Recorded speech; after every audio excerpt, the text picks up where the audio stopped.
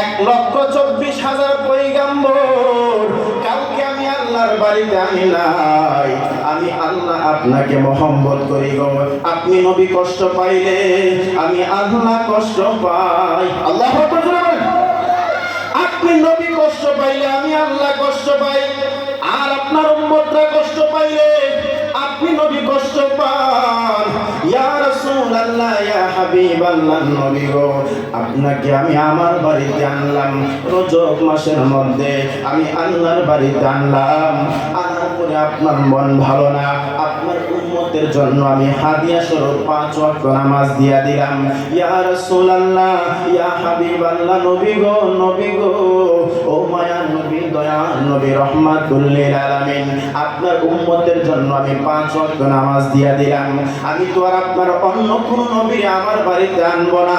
আমি তো আর অন্য কোন নবীর উম্মতদের আমার বাড়িতে আনবো না। আমি তো আর আপনার উম্মতদেরকে আমার বাড়িতে আনবো না।